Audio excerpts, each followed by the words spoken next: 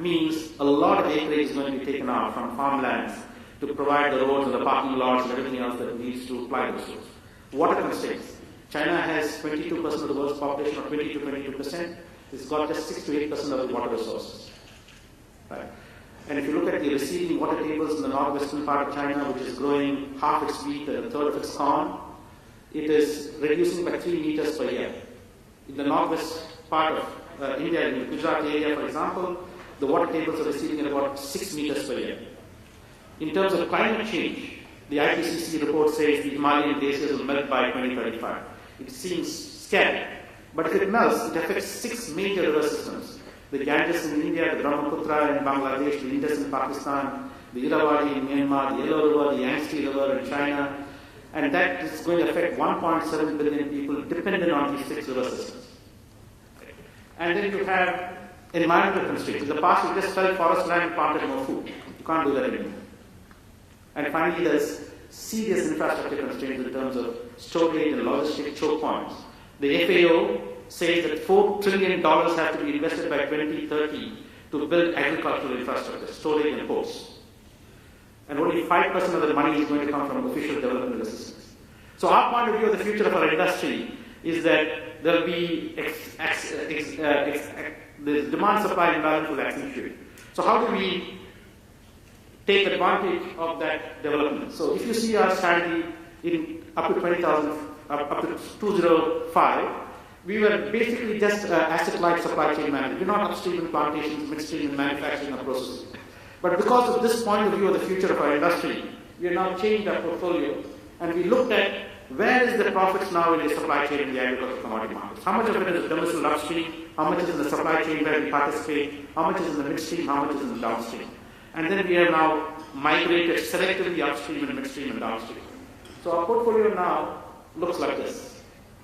We're not just in the supply chain. In 9 of these commodities, we have gone upstream. And when we go upstream, we are very selective and very targeted about where we want to go upstream. So we are in 21 countries that grow coffee, for example. We are the largest coffee bean supplier to the coffee roasting industry. And we looked at all these 21 countries and said, which country has a true comparative advantage to produce coffee cheaper, and who's the marginal cost producer?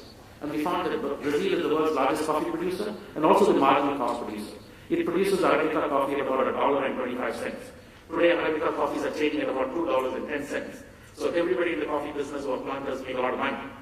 But we found that there were 2 countries in the world which grew coffee at lower than the marginal cost producer's cost of production, which was Ethiopia and Laos. And we can grow coffee in Laos at 65 cents per pound. When you look at commodity cycles, even in a very deep down cycle, prices do not go below the marginal cost producer's cost of production for any material period of time. Even if it goes, it bounces back quickly. So you have a huge margin of safety if you can identify countries which have a cost of production substantially lower than the marginal cost producer's cost of production. And that is an excess return opportunity. So we similarly invest in almond plantations in Australia. We are the lowest cost almond producer in the world today. The announcement that we made yesterday of going into palm plantations in Gabon is because we believe in Gabon we will become one of the lowest cost palm producers. So we are very targeted and selective about where, and because we are in 65 countries, we have a good view of the global supply chain arbitrage and where the comparative advantage is. And then we selectively invest. And because we have the infrastructure and the people and the systems and the skills, we are able to execute that properly. Which is why on the innovation side, both the creativity and the execution score both have to be high for you to maximize your innovation capacity.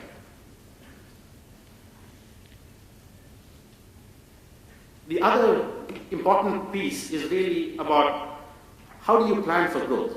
So at Olam, we're very disciplined about how we grow. We grow very fast. You see us always in the papers doing something or the other. That is not because we want to plant flags or build an empire or or grow big for the sake of growing big, but because profitable growth is the driver to creating value. And profitable growth for us is very high qualification benchmarks. You have to grow top line, bottom line, and earn more than your cost of capital concurrently. You just grow your top line, don't grow your bottom line, you've not created profitable growth. You grow top line and bottom line, but don't earn your cost of capital, you've still not created profitable growth. Profitable growth is about doing all these 3 things concurrently. So it's a very, very tough yardstick. But when we decide how we want to grow, we first look at what are the adjacent business opportunities closely linked to our core business where we have developed a deep expertise. And in order to define that adjacency, we look at several criteria. We say, okay, is there customer sharing? Is there cost sharing? Is there capability sharing? Is there channel sharing? If all of these sharing criteria exist, then we are saying it is very closely related to our core business. The risk of execution of migrating into those closely related opportunities is minimal. So to give you some quick examples, we started the edible nut business as a cashew business. We became a global leader in that business. We have a relative market share in that business, which is 2.5 times the next biggest competitor. And the customers, salters and roasters to whom we are selling these cashews kept asking us, in addition to cashew, we also buy peanuts and we buy other edible nuts. So can you supply peanuts to us? When they first made this request 5-6 years ago, we said, sorry, we are not in China at that time, which is the world's largest producer exporter of peanuts.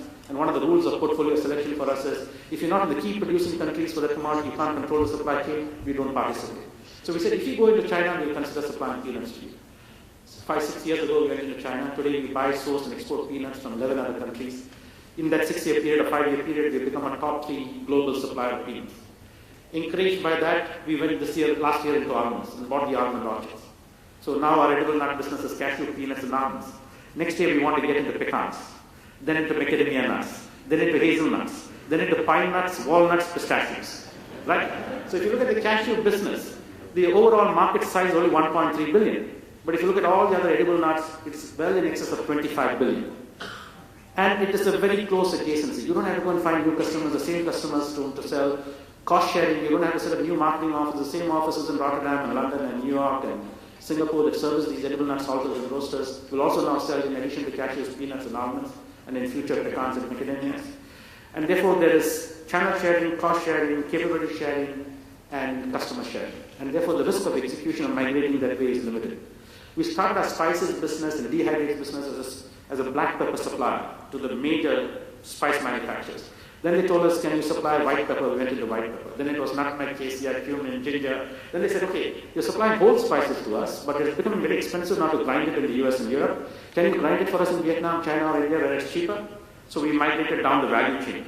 So instead of supplying them whole black pepper, we now ground it into brown pepper and supplied it. Then they said, okay, in addition to that, can you get more sophisticated and give us dehydrates? So the first dehydrated commodity that we tried to do was garlic. So we bought a company in China and one company in California, put it together to supply garlic. We went to the large customers like Heinz and Campbell Soup and others who buy this dehydrated garlic. And they told us, the bigger ingredient for us is onions. And Conagra has a market share of 70%. So if I encourage you and patronize you for garlic, they might shut the tap off for onions. And where do I go for onions? So if you're going to supply dehydrated garlic to us, please also consider supplying dehydrated onions. So we ended up dehydrated onion business. Then after that, they told us dehydrated onions, but the bigger ingredient that we use is tomato paste. That's the basic thing. Everything else is on top of it. So we went and acquired a tomato paste manufacturer. We are now the 4th largest tomato paste manufacturer globally.